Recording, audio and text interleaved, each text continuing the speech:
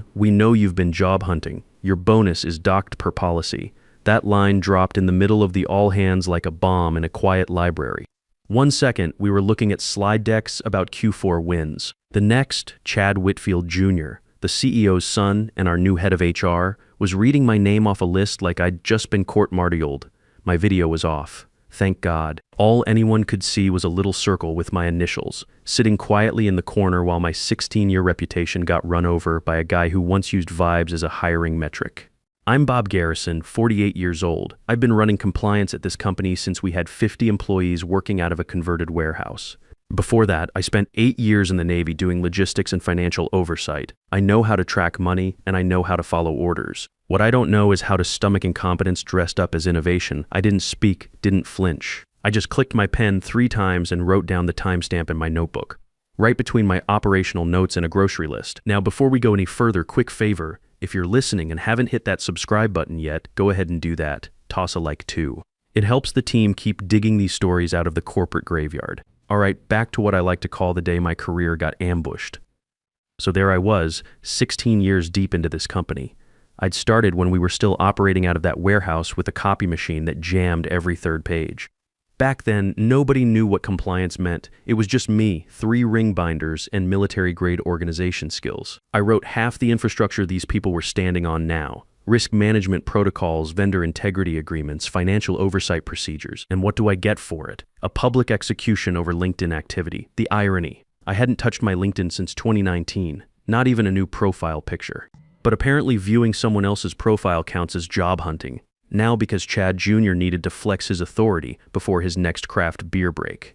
After the meeting, my inbox lit up like a Christmas tree. A couple of junior analysts, poor kids, sent messages with their hands probably shaking. Sorry you had to go through that, Bob. We support you. I didn't know they were going to call you out like that. I didn't reply to any of them. Not because I didn't appreciate it, but because I was already working on something more important. Phase 1 of what the military calls reconnaissance. I pulled up the compliance drive and started scanning for my old files. Some were missing. Others had been renamed or moved, probably to make room for Chad Jr.'s efficiency overhaul. That's what he called it in his memo, written in Comic Sans font. I'm not kidding, I took a screenshot of that too. The next morning, my access to the performance dashboard was gone, just vanished. No email, no heads up. One day I'm tracking vendor billing metrics, the next I get a 403 error and a shrug from IT. When I asked about it, they said, per new structure, your role is no longer authorized. Same department I built from scratch, same dashboards I created with my own hands. Here's the thing about being in compliance for over a decade. You don't panic. You document everything, so I started keeping 2 sets of notes, one on my work machine, clean and professional, the other in a notebook at home which now lived on its own shelf in my closet labeled operational intelligence. I wasn't angry yet. I was something much more dangerous, calm, calculating, because when someone tries to burn you with a match you gave them, the least you can do is make sure they're standing in gasoline. The first real crack showed up that Thursday during a budget meeting. Chad Jr. was grinning like he'd just invented money. He introduced what he called new resource reallocation structures. Corporate speak for gutting my compliance team and moving the headcount to high-growth operations. Translation, his college buddy's consulting business. The CFO, Andrew Pierce, looked skeptical but didn't argue. Not yet, and me, I just nodded and took notes. 12 people used to report to me. By Friday, it was 4. By the following Monday, it was 1, and she was a temp. But here's the funny thing. Every time they deleted one of my protocols, they screwed it up. They left digital breadcrumbs everywhere. Broken links, mismatched policy versions, edits with no audit trail. It was like watching teenagers try to forge their report cards while the teacher watched through the window. So I started saving everything. Email headers, Slack threads, meeting invites where I got removed but still received the notifications. I even kept the updated org chart where my box was grayed out like I died in action. At night after work, I'd sit in my kitchen with a glass of bourbon and reread section 4.3.2 of the ethics manual, the one I wrote 7 years ago. The one about retaliation, performance metrics, and what happens to executive bonuses when policies get violated in bad faith. Turns out, sometimes the most dangerous person in a company isn't the loudest guy in the room. It's the one who remembers exactly where all the bodies are buried. They didn't fire me outright. That would have required backbone. No, they came at me like rust eating through metal. Slow, persistent, relentless. By Wednesday, my team's budget got temporarily frozen for restructuring. By Friday, 3 of my junior analysts were moved to what they called agile pods under a manager whose biggest achievement was a LinkedIn post about synergy that got 47 likes. That's where we were now. Management by buzzword. My shared drive access started getting spotty. I'd click on a folder I built from nothing and get a 404 error. Try to open a policy document I wrote myself and hit permission denied. When I asked IT about it, they blamed cloud migration issues. Funny how the cloud only seemed to have problems with my files. On Monday, I got a calendar invite for something called a compliance alignment session. Sent by Emma Rodriguez, a junior HR coordinator who put smiley face emojis in her work emails. I accepted the meeting just to watch it disappear 10 minutes later with zero explanation. 2 days later, I saw screenshots floating around Slack. My metrics, my data, my reports being presented by someone else in a meeting I never knew existed. Chad Jr., that walking LinkedIn post in an off-the-rack suit, had labeled me as legacy oversight in the slides. Like I was an old printer they hadn't gotten around to unplugging yet. Then came the message that really stung. Short and simple, from Sophie Turner, one of the few people I actually trusted in that place. I'm really sorry about everything. They made me sign something that says I can't discuss it. Sophie was the analyst I'd stayed late to train. The one I defended when Chad Jr. wanted to write her up for not being visible enough in team meetings. Now she was sending me coded apologies from behind an NDA. I couldn't blame her for signing. They probably threatened her job with the same passive-aggressive smile they'd used on me, but that message shifted something in my head. Not anger exactly. More like target acquisition. I opened a new folder on my home computer, called it Project Documentation. Inside, I made separate files for everything. Slack conversations, email threads, policy changes, meeting notes, and one special folder labeled simply 4.3.2. I had the evidence, now I needed the pattern. From that point on, every time they forgot to include me in an email, I documented it. Every time they published a revised policy without proper version control, I saved both copies and ran a comparison. Calendar changes, access revisions, deleted documents with my name in the metadata.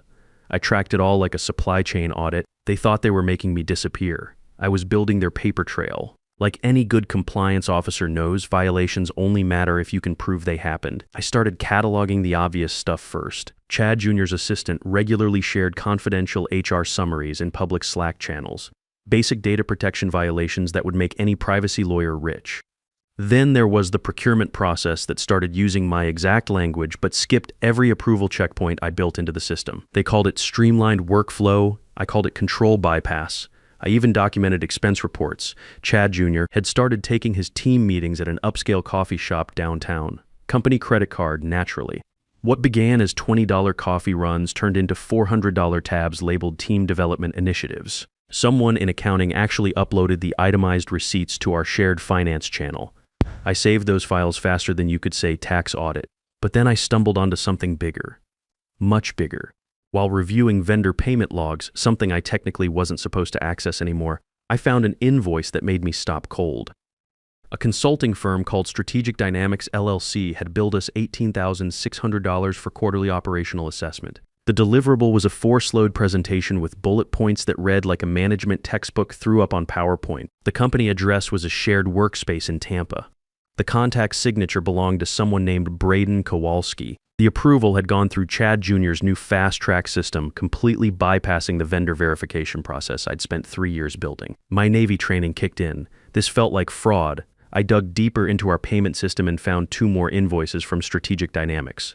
One for emergency culture assessment in March, another for leadership optimization consulting in June. Same vague deliverables, same rubber stamp approvals, same ghost company. Total damage, $52,400. Here's where it got interesting. I cross-referenced the payment dates with Chad Jr.'s social media activity. Pure coincidence, I'm sure, but he'd posted vacation photos from expensive resorts within a week of each payment going out. Cabo in March, Aspen in June, Miami Beach in September. Pretty lavish trips for someone pulling down an HR director salary. I ran Strategic Dynamics through the State Business Registry database.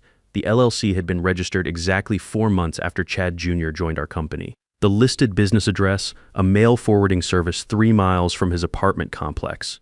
Chad Jr. wasn't just incompetent. He was running a systematic billing scam using fake vendor contracts. Conservative estimate, around $200,000 over the past 18 months, maybe more if I kept digging. This wasn't about my bonus anymore. This was about procurement fraud in a company that held government contracts, the kind of thing that gets federal agencies interested in your business practices. Meanwhile, HR continued their campaign to pretend I'd never existed. They held town halls about ethical transformation without inviting the guy who literally wrote their ethics policies. One presentation included a slide called Moving Beyond Legacy Frameworks with my department crossed out in red marker. I kept quiet through all of it, smiled in hallways, nodded during the few meetings I still got invited to, even thanked Chad Jr. When he explained his vision for modernizing antiquated oversight structures, he practically glowed when I said that.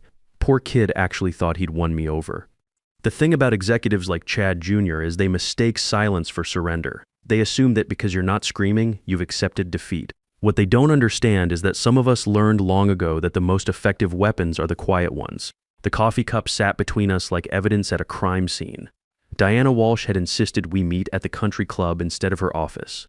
Something about wanting to keep things off the books until we knew what we were dealing with. She'd been my legal mentor back when I was still figuring out the difference between policy and procedure. Now she ran her own practice specializing in corporate compliance issues. If anyone could tell me whether I was sitting on dynamite or just firecrackers, it was Diana. "You look like hell," she said, settling into the leather chair across from me. "Thanks. That's exactly what every man wants to hear." I slid the folder across the mahogany table, plain gray cover, the kind you only keep when you know someone will eventually try to claim it never existed.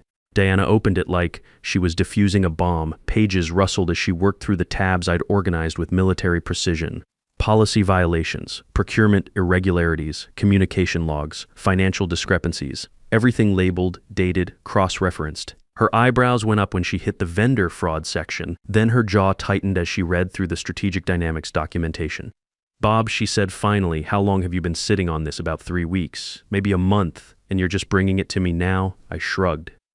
Wanted to make sure I had my facts straight before I called in reinforcements. She flipped back to section 4.3.2, the policy I'd written about bonus retaliation. Read it twice, then looked up at me with something that might have been admiration. "This is airtight," she said. "When they publicly docked your bonus for job hunting without conducting an actual investigation, they triggered your own policy, the one that voids their entire executive compensation pool." That's what I figured.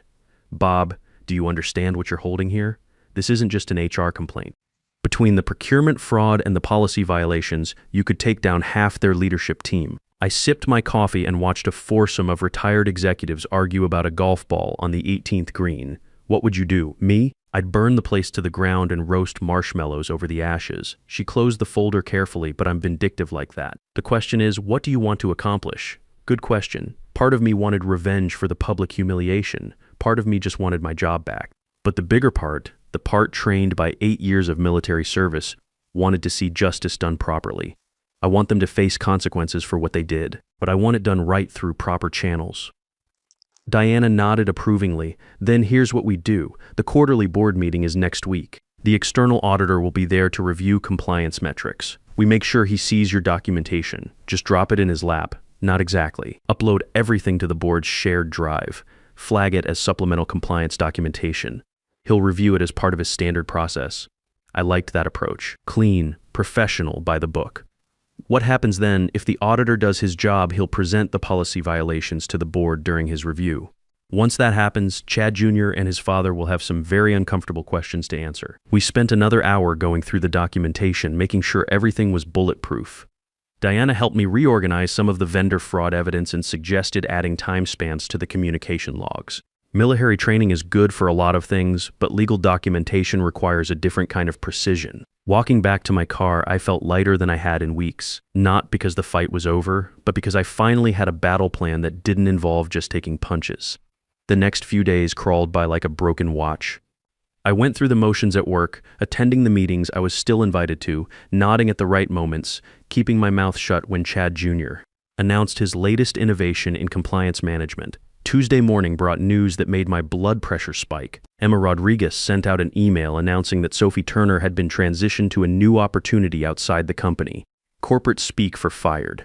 The official reason was budget constraints, but everyone knew the real story.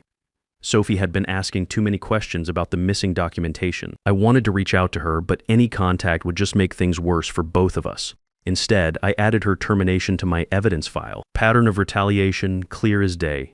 Wednesday afternoon, Chad Jr. held what he called an all-hands alignment session. Mandatory attendance for everyone in compliance and risk management, which at this point basically meant me and two junior analysts who looked like they'd rather be anywhere else. Chad Jr. stood at the front of the conference room with a PowerPoint that had more animations than a Disney movie. His presentation was titled Evolving Beyond Traditional Oversight Models. For 45 minutes, he explained how modern companies needed to move past rigid bureaucratic structures and embrace dynamic flexibility. Every few slides, he'd use phrases like legacy mindset and change resistance while looking directly at me. I sat in the back row, clicking my pen and taking notes. Not because I cared about his presentation, but because every word he said was going into my documentation, especially the part where he announced that all remaining compliance functions would be streamlined under centralized leadership. His leadership naturally. When he opened the floor for questions, silence filled the room like fog. The junior analysts stared at their laptops. I raised my hand. Bob, Chad Jr. said, flashing his practiced corporate smile, questions or concerns? Just one, I said. Who's going to handle the quarterly board compliance review next week? His smile flickered. Just for a second, but I caught it. That's being handled at the executive level now. Nothing for you to worry about. Copy that, I said, using my old Navy response. Just wanted to make sure all the documentation was properly organized. Everything's under control, he said, but his voice had lost some of its confidence. After the meeting, I went back to my office and uploaded the last piece of evidence to my home computer. Chad Jr.'s presentation slides, complete with metadata showing he'd copied text directly from policies I'd written without attribution. That evening, I sat in my kitchen with the quarterly board packet spread across the table like battle plans. The meeting was scheduled for Friday morning. The external auditor, a methodical man named Richard Hayes, would present his compliance review around 10 a.m. I opened my laptop and navigated to the board's shared drive, found the folder marked supplemental documentation, and uploaded my complete evidence package. 47 pages of policy violations, procurement irregularities, and retaliation documentation, all properly formatted, cross-referenced, and legally sound. The file upload completed at 11 to 23 p.m. I closed the laptop and poured myself 2 fingers of bourbon. In 36 hours, Richard Hayes would open that folder as part of his standard review process. He'd see policy 4.3.2 and the documentation proving it had been violated. He'd review the vendor fraud evidence and the pattern of retaliation against whistleblowers. Chad Jr. had spent weeks systematically dismantling everything I'd built. Now he was about to discover that some foundations are deeper than they look. Friday morning arrived like Judgment Day. The boardroom felt different when you knew everyone's secrets were about to spill across a mahogany table. I got there early, claimed a seat in the back corner where I could watch the whole show unfold. The usual suspects filed in over the next 20 minutes. Board members checking their phones, executives shuffling papers. Chad Jr. adjusting his tie like he was heading to prom. Richard Hayes, the external auditor, sat at his usual spot with a stack of folders and that methodical expression he wore like armor. The man who'd once spent 6 hours tracking down a $43 discrepancy in travel expenses. If anyone was going to read my documentation thoroughly, it was him. The CEO, Chad Sr., called the meeting to order with his standard corporate pleasantries. Budget review, department updates, strategic planning nonsense. I sat through 40 minutes of PowerPoint presentations that could have been emails, waiting for the compliance section. Hayes finally stood up, adjusted his glasses, and opened his primary folder. Moving to compliance metrics and policy adherence, he announced in that dry, precise voice. Chad Jr. straightened in his chair, probably expecting the usual rubber stamp approval of his modernization efforts. Hayes flipped through his standard review checklist. IT security protocols, check. Financial controls, adequate. Personnel policies, mostly compliant. Then he paused, reached for a second folder, and his expression shifted. However, Hayes said there are some significant irregularities that require board attention. The room's energy changed like someone had opened a window during a thunderstorm. Hayes pulled out a single sheet of paper and held it up. Policy 4.3.2 regarding employee compensation adjustments and retaliation protocols. I didn't move, didn't breathe, just watched Chad Jr.'s face cycle through confusion, recognition, and pure panic in about 3 seconds. This policy, Hayes continued, was violated during a public all-hands meeting approximately 6 weeks ago. An employee's bonus was eliminated based on alleged job-seeking behavior without conducting the mandatory investigation required under company guidelines. Chad Jr. opened his mouth, but Hayes wasn't finished. The policy clearly states that such violations void the entire executive bonus pool for the quarter and trigger immediate internal audit procedures. Silence filled the room like concrete. You could hear the air conditioning humming, papers rustling, someone's pen clicking nervously. The CEO looked at the paper Hayes had handed him, then at his son, then back at the paper. Who wrote this policy? Hayes consulted his notes. Robert Garrison, Senior Director of Compliance, still listed as active personnel and policy author of record. Every head in the room turned toward me, not with curiosity or surprise, but with the slow, inevitable recognition of people who just realized they'd been playing chess with someone who knew all their moves in advance. Additionally, Hayes said, flipping to another page, there are concerning procurement irregularities involving a vendor called Strategic Dynamics LLC. Chad Jr. went white as hospital sheets. Hayes laid out the vendor fraud with surgical precision. Fake consulting contracts, inflated invoices, payments to a shell company registered to Chad Jr.'s personal address. $52,400 in fraudulent billing over 18 months. Furthermore, Hayes continued, there's documented retaliation against employees who questioned these arrangements, including the recent termination of Sophie Turner. The CFO, Andrew Pierce, was now studying Chad Jr. like he was a math problem that didn't add up. The board chair was taking notes with the intensity of someone building a legal case. Chad Jr. finally found his voice. This is completely out of context. Bob has been resistant to our modernization efforts from day one. He's clearly trying to undermine Mr. Whitfield, Hayes interrupted. Are you suggesting that your employee fabricated procurement records and board meeting minutes? I'm saying he's disgruntled, and because these documents include timestamps, email metadata, and transaction records from your company's own financial systems. Game over. The room knew it, Chad Jr. knew it, and most importantly, his father knew it. The CEO stood up slowly, like a man who'd just aged 10 years in 10 minutes. We'll need to recess to discuss these findings. Hayes nodded. The policy requires a formal response within 30 days. I'll be filing a complete report with recommendations. As people filed out of the room, Chad Jr. made one last desperate attempt. He walked over to where I was still sitting. Bob, we can work this out. There's no need to blow this up into something bigger than it needs to be. I looked up at him calmly. Chad, I didn't blow anything up. I just documented what happened. But surely we can find some middle ground here. Maybe reinstate your bonus. Get your team back together. Son, I said using my old Navy tone. The middle ground was following the policies I wrote. You chose a different path. The follow-up meeting happened the next Wednesday. Chad Jr. was conspicuously absent. His father announced that Chad Jr.